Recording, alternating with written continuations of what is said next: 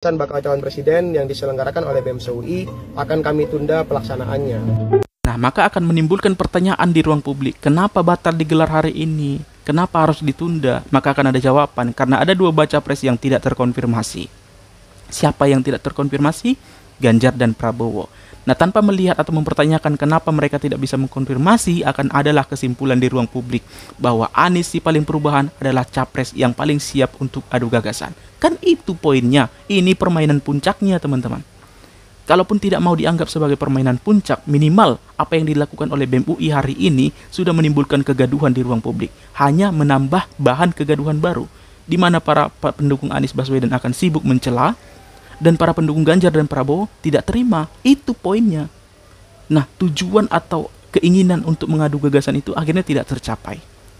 Maka saya katakan dari awal ini program ini udah salah dan keliru gitu. Seharusnya mereka siapkan program dulu, siapkan bahannya, materinya dulu, siapkan kapan hari yang benar-benar bisa dihadiri oleh 3 baca pres tersebut, konfirmasi dulu, undang dulu, baru sampaikan ke publik bahwa kami mau mengadakan adu gagasan.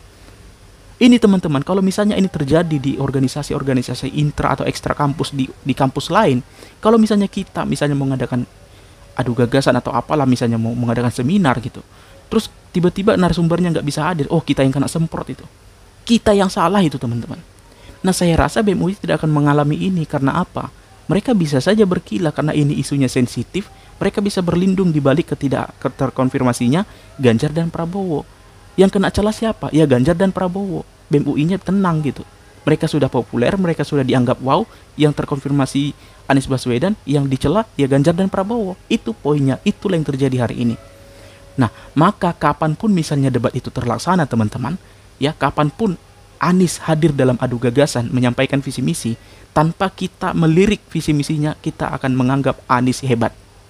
Maka ketika ada orang mungkin seperti saya yang akan mengkritik visi misi Anies Baswedan, maka akan keluarlah komentar, masih mending bisa hadir dibanding yang lain nggak berani. Itu poinnya. Akhirnya apa? Nilai visi misi hanyalah berdasarkan kehadiran saja. Apakah tercapai tujuan dari BEM UI? Tercapai? Kalau kemudian nilai visi misinya di masyarakat hanya sebatas berani hadir atau tidak? Coba dijawab. Kira-kira gitu.